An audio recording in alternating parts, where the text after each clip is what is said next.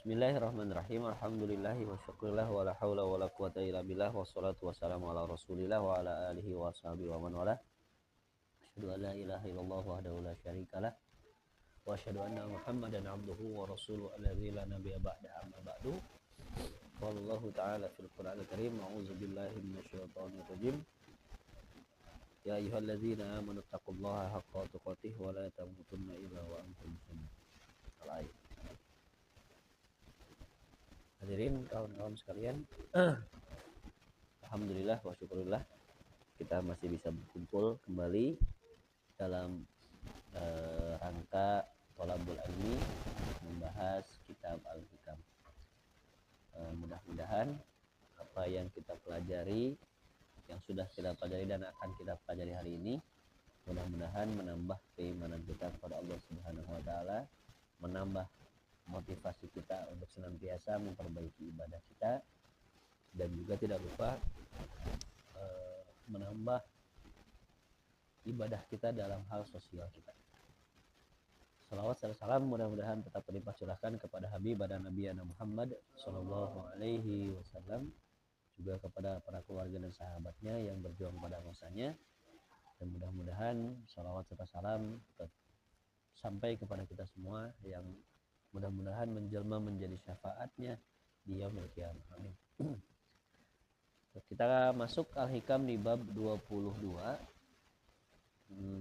Kita masuk ke hikmah ke 197. Jadi kurang lebih ada 43 kaidah lagi yang akan kita bahas, hikmah lagi yang akan kita bahas sehingga kita selesai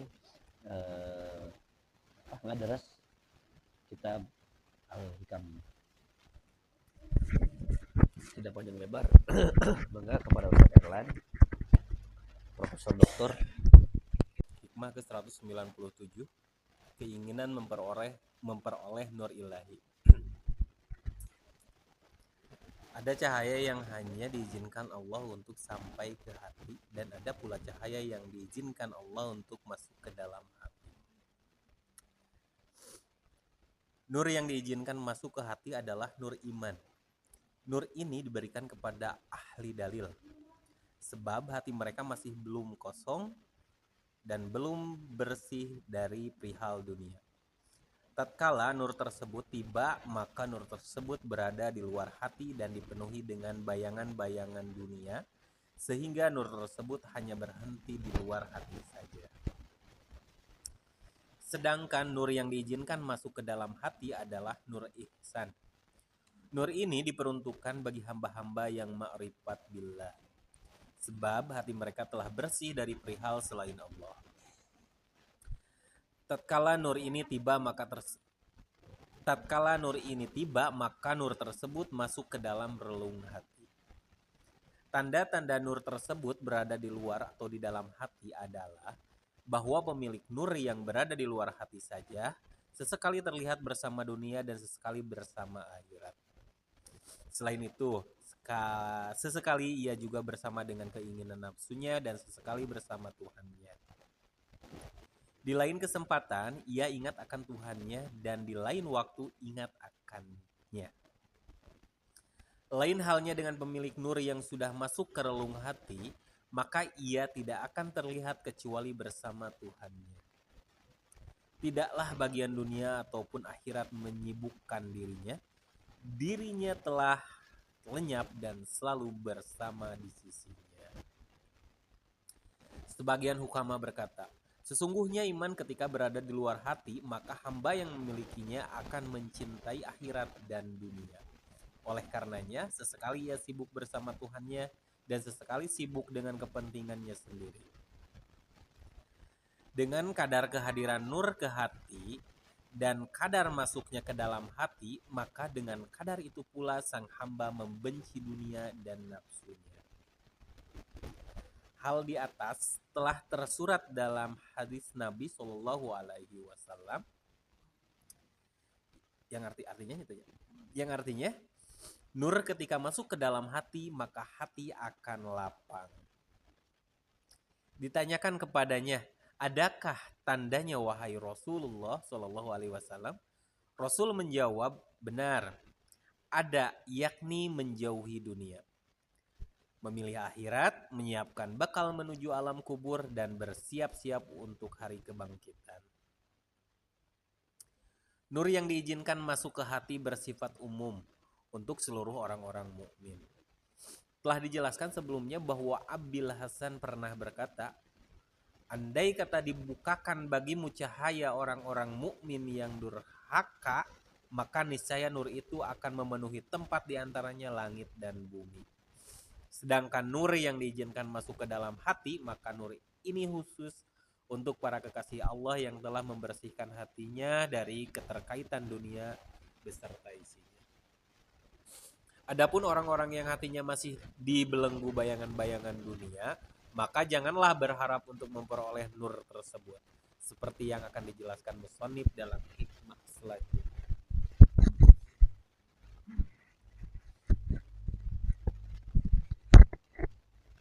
Hikmah ke-198.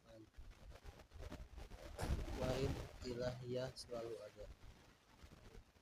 Banyak sekali cahaya-cahaya mendatangimu, namun engkau menemukan hatimu masih dipenuhi dengan hal-hal yang bersifat duniawi. Maka cahaya-cahaya itu kembali ke tempat semula. Sebenarnya banyak sekali nur yang mendatangi seorang hamba, namun nur tersebut tidak menemukan tempat menetap di hati hamba tersebut. Hal itu sebab hatinya dipenuhi bayangan dunia dari harta, anak, dan lain sebagainya. Maka cahaya itu kembali ke tempat semula. Penyebab masuknya nur itu adalah meninggalkan bayangan dunia beserta isinya, seperti yang dijelaskan musannif dalam hikmah selanjutnya. Hikmah ke-199, menggapai ma'arif dan asror. Kosongkanlah hatimu dari selain Allah agar hati itu dipenuhi dengan ilmu ma'rifat dan berbagai rahasia. Apabila seorang hamba menghendaki masuknya nur ilahi ke dalam hatinya, maka kosongkanlah hati dari perihal selain Allah. Mengosongkan hati selain darinya adalah melepaskan jeratan dunia, baik perihal tersebut kasat mata atau tidak, seperti cinta khususiyah dan selainnya dari perihal yang diinginkan nafsu. Apabila hati seorang hamba telah pergi meninggalkan semua itu secara totalitas dan tidak tersisa kecuali kecintaan kepada Tuhannya, maka niscaya hatinya akan dipenuhi dengan cahaya ma'rif. Cahaya itulah yang membuka hijab yang ada pada dirimu dan yang menghilangkan kegelapan lahir.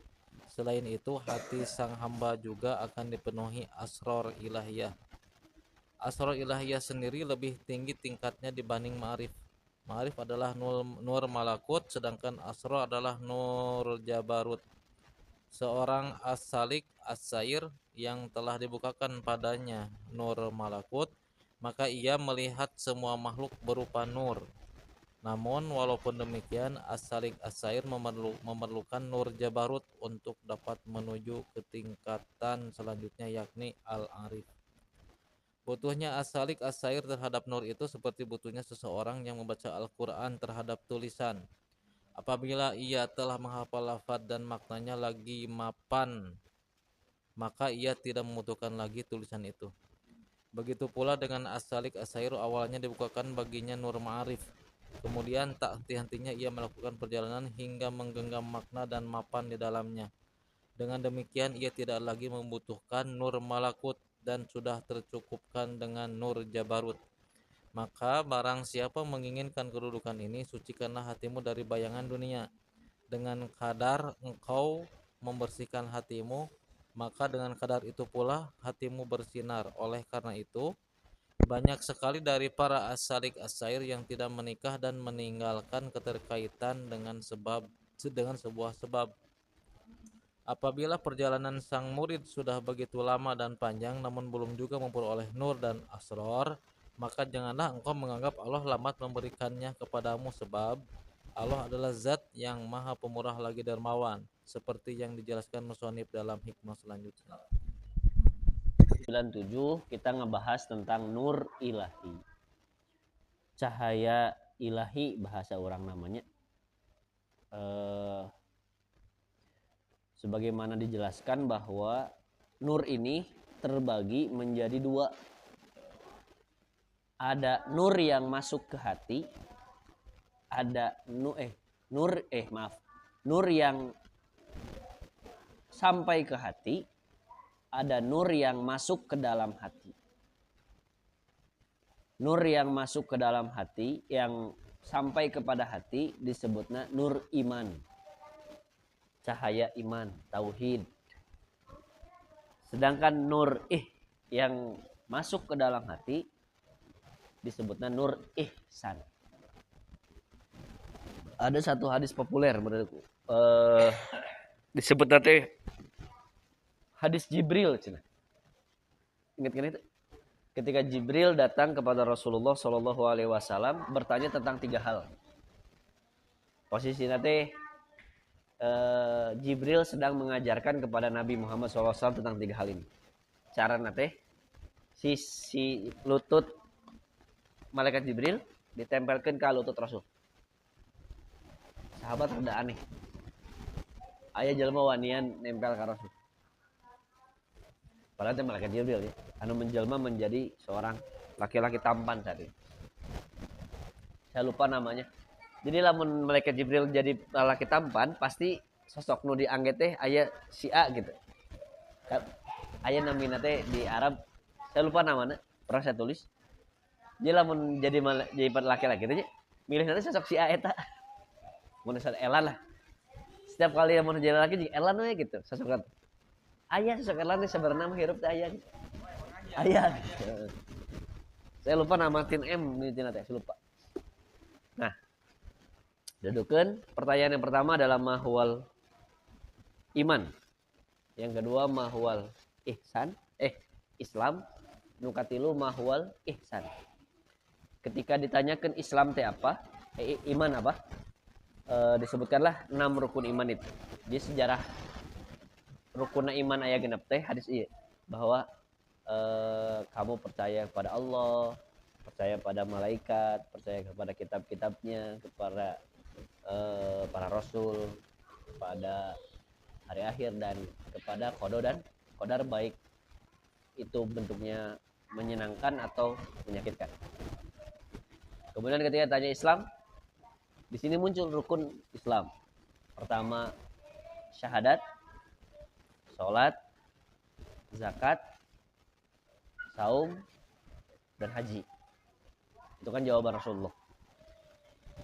Pas pertanyaan ihsan dijawabnya ki anta budallaha ka'annaka tarahu fa in lam takun tarahu fa innahu yaraka. Ihsan adalah kamu beribadah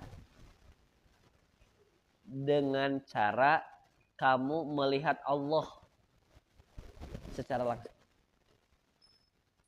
Meski secara akal itu tidak mungkin, tapi yakinlah bahwa Allah memperhatikanmu. Ya agak aneh. Jawabannya itu jelas ya. Anta budallaha ka'annaka tarahu. Beribadahlah seolah-olah engkau melihat Allah secara langsung. Secara bahasa gitu, secara logika memang kamu tidak bisa melihat, tapi yakinlah bahwa Allah melihat. Nah, di situ dijelaskan bahwa ibadahlah kamu seakan-akan kau melihat Allah. Diandai-andaikan, karena kan mau mungkin nih di dunia kita langsung melihat Allah. Nah, lamun ningali hadis eta jeung penjelasan ieu tentu agak sulit untuk dilihat persamaan, karena ihsan pada saat itu jadi nate orang ibadah teh jang Allah ada ihsan lain. Karena hadis itu kan intinya adanya kamu teh karena ibadah teh jang Allah lain. Tapi kenapa dalam kenyataannya banyak hadis-hadis tentang fadailah amal yang memang menjadi satu motivasi jang orang itu anggar we gitu. mun mun hoyong tereh ieu sok geura mun tereh ieu sok geura meh menang pahala sabaraha kali lipat ieu geura. Kan pada akhirnya ada tujuan lain yang kita kejar selain Allah. Nah, di situ muncul kenapa kita terjebak pada itu. Padahal kita harus paham orang muttaqin itu cirinya adalah dia tidak memperbanyak amal. Tapi bagaimana dia amalnya diterima. Beda teh. Lain numpuk-numpuk amal kade. Tapi kumaha amalnya diterima. Berusaha amal teh diterima. Eta ciri orang muttaqin. Jalin pangloba-loba geus sabaraha kali lain. Geus sabaraha kali umroh lain. Tapi berusaha bagaimana amal kita diterima. Ternyata ciri orang muttaqin mah kudu kitu. Mantak konsep ihsan ini adalah konsep yang harus ada dalam setiap hal kita gitu. Meskipun ya tad abi malah ibadahnya masih kieu-kieu keneh, sakit kieu keneh. Tapi tadi tujuannya lamun bener eta jang Allah. Nak jangan pernah meremehkan ibadah yang sedikit yang kita amalkan. Selama amal itu memang kahiji niatna ikhlas, tapi dalam proses nage aman, bersih, murni gitu. Kan pernah saya jelaskan, ikhlas itu adalah proses memurnikan. Kita pernah bahasnya. Cik disebut ikhlas ketika kita sholat karena Allah ngarepkeun diasupkeun ke surga. Kita bahas pernah hitungannya. Disebut ikhlas dalam begitu. Ikhlas tapi hayang beunghar. Sesuatu hal ikhlas tapi hayang beunghar. Ikhlas itu begitu. Bahala pernahnya masih ingat kajian kita ke 2000-nya masih kena di yayasan. Masih di yayasan kene. Emut kenenya. Kita bahas panjang lebar tentang ikhlas teh siga kumaha, bahwa pada akhirnya tanda kumaha ada emang aya hadis sahih nanya itu. Tapi tetap pada akhirnya penekannya adalah seberapa kadar kemampuan orang untuk bisa ikhlas eta seberapa persen gitu. Artinya tadi ikhlas dan kembali disebut 70% mah gitu. Halus gitu aja. Halus gitu mah. Halus gitu. Iya mah. Nya ikhlas henteu gitu kalah nah. Ternyata tadi iman itu letaknya ada di luar hati. Karena iman itu terhalang oleh keinginan duniawi dan ukhrawi, bahkan cek di dia. Jadi menghalangan iman asup teh lain duniawi hungkul kade. Ukhrawi ge. Diwanti-wanti di dia mah. Ya kan? Bahala kan gitu. Motif. Gitu. Apapun itu, baik sifatnya duniawi ataupun ukhrawi. Nyentuh cicing di dinya gitu. Aya motif gitu. Nah, si iman ini akan menjelma menjadi ihsan ketika si penghalang ini dihilang asup gitu. Proses nanti kudu gitu. Jadi ihsan itu adalah mendidirnya dia adalah nur tertinggi. Paham? Nur tercerah. Dan kecerahannya tergantung tadinya. Amun hatena bersihnya udah cerahnya luar biasa. Amun aya kotor kene kotor mah nya babari cepna. Yang rada kotor ya sebenarnya rada lila gitu, udah lemot gitu. Nah, ditambah ke hadis. Rasulullah SAW bersabda, nur ketika masuk ke dalam hati, maka hati akan lapang. Karena manakala gelap ketika masuk cahaya dia akan menghilang. Bertanyalah para sahabat. Ayat tandana wahai Rasulullah ketika nur itu masuk ke dalam hati. Ayat tandana teh lamun menjauhi dunia. Awas. Menjauhi dunia itu bukan pekerjaannya, bukan orang lompat di dunia. Bukan. Kade. Cekel. Gitu. Cekel. nentong disebut di dia jauhi dunia teh iya dina hati nanya maksudnya kieu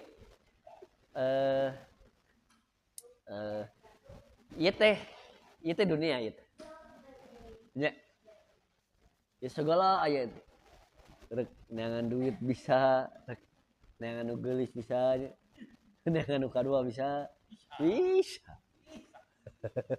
rek ulin ka luar negeri bisa rek nempo jika kumaha Amerika ini bisa kuya bisa itu dunia teh itu dunia baina yadaik teh gitu kan dunia di genggaman tangan teh ini iya gitu kabuktian teh baheula kan cek pikirnya dunia di genggaman tangan baheula bukan orang mikirnya teh asa mau mungkin ya ayeuna mah harga di kealaman kurang dia oke ayeuna teh udah dunia dalam genggaman teh gitu. Nah, tapi lamun dia berhenti pada genggaman itu adalah menjauhi dunia. Karena dia bukan lagi motif yang perlu dikejar. Ia mah hanya sekedar tools, hanya sekedar sarana, ia mah hanya sekedar itu maksudnya menjauhi dunia. Memilih akhirat. Lamun diartikan memilih akhirat berarti kudu maut gitu maksudnya, paham tuh? Tapi lain eta maksudnya. Gitu. Memilih akhirat teh pada akhirnya ieu teh rendah. Ini agak unik. Kamari saya baru dapat konsepnya gitu. Bedakan antara bumi jeung dunia, awas. Yang selalu ditampilkan dalam Al-Qur'an jeung hadis adalah dunia. Bukan bumi. Lain artinya. Lain jauhan bumi lain. Orang rek di mana di Mars. Bahkan ad-dunya mata lahun, ya ad-dunya lahun. Terus ad-dunya mataun wa gurur misalkan. Dunia itu adalah tempatnya guyon, tempatnya sudah gurau, penuh tipuan dan sebagainya. Ini yang perlu kalian kita pahami sama-sama lah. Bedakan dunia jeung bumi. Kita bisa terlahir di bumi yang sama, tapi kita bisa hidup di dunia yang paham tidak? Bisa masuk ada imajinasi bisa. Yes. Jadi bedakan ya. Aya surga, aya akhirat, bedakan. Cekilah. Duniana ihsan mah Rasulullah versi. Ente mah. Ente. Padahal ente teh hidup di bumi yang jadi dunia mah naonnya? Bisa tadi imajinasi, sudut pandang, kebiasaan, sesuai yang diinginkan. Kan beda-beda. Ekspektasi masing-masing beda tuh. Matak tong nuturkeun dunia riweuh. Paham tuh? Cek ente mah kieu, cek ieu mah kieu, cek ieu mah kieu. Emang dunia mah iya masing-masing. Paham tuh? Cek ente mah sukses teh. Cek ente mah beda tuh. Dunia mah beda-beda. Setiap kepala punya dunianya masing. Dunia budak jeung dewasa sarua teh. Mantak pantas disebut senda gurau, tong serius ting bab dunia mah lah. Karena masing-masing punya sudut pandang masing. Bumina mah sarua, napakna mah sarua. Bahkan keribahan bisa jadi dunia. Bisa jadi dunia. Paham teh? Kuanya. Jadi bedakan. Betul. Jadi dunia yang dijauhi ini bukan dunia secara fisiknya, tapi dunia yang metafisiknya. Istri gelis, bisa, pasti bisa ya gitu berarti, gampang bisa. Mantak dunia marudet, kumaha.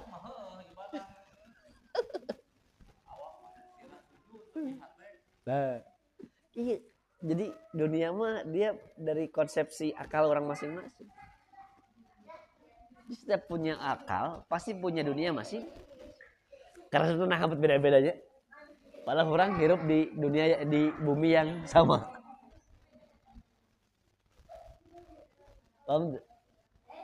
Nah, jadi jangan berhenti pada dalam masa dunia itu hitam putih ke rudet entena masing-masing.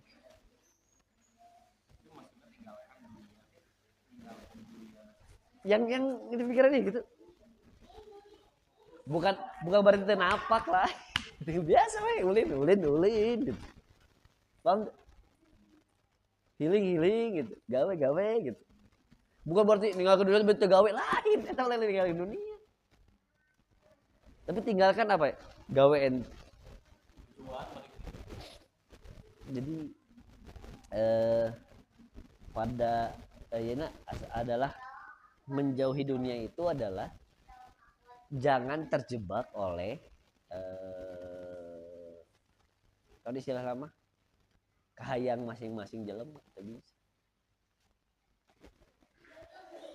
Jadi ente tong rudet ku omongan batur gitu. Paham deh? Ingat cerita Lukman naik kuda yang mau budakna gini. Ya, danya ka budakna nya. Budak napekeun ka kuda, mana nungtun, keldai kan kudanya, keldai kan kecilnya. Kedanya ka budak nya. Babanya lempar. Lempar ka kampung cek kampung eta. Komentar teh, itu budak ditebak ti ka kolot, kuatir kolot lempang budakna. Naik kuda. Aduh salah. Saya ini nggak canggih teh hari maksud dunia nama saya ngerti. Untuk meninggalkan dunia ketika saya menemukan dunia menurut saya itu bagus bisa. Ya oke, fan dengan dunia itu fan gitu. Tapi dia akan rudet ketika dibenturkan dengan dunia yang lain gitu. Maka dunia mah pasti gitu. Dunia mah kebenaran mutlak misalnya. Oke. Nah, maksudnya jauhi dunia itu jangan ente ku dunia ente jadi ngeresep ke diri orang gitu. Pada akhirnya ya itu dunia. Iya, biasa ngelejepan ayat-ayat ayat-ayat Al-Qur'an, hadis-hadis tentang dunia anu kudu ditinggalkeun selain bumi. Itu kan dua hal yang berbeda ya harusnya. Kan secara artinya dunia terendah.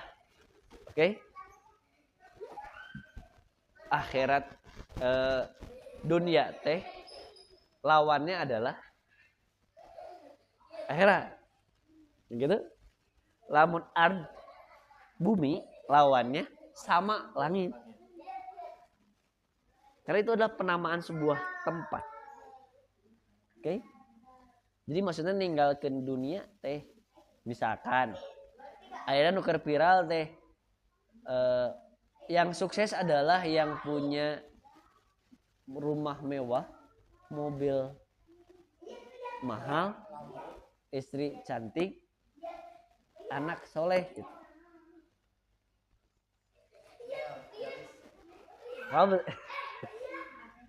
Lah lamun orang udah teh kitu sukses teh. Gitu. Capek. Atau nanti biasanya jadi paradigma sukses. Nantinya nu disebut keluarga cemara teh kumaha. Besok ditonton di TV eta gitu keluarga cemara. Endog hiji di goreng ditariguan meh.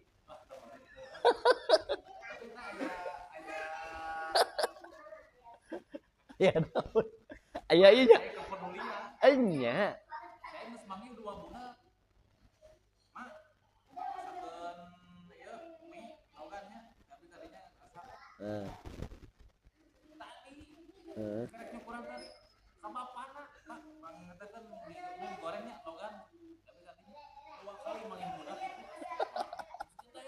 Alla ilaha illallah.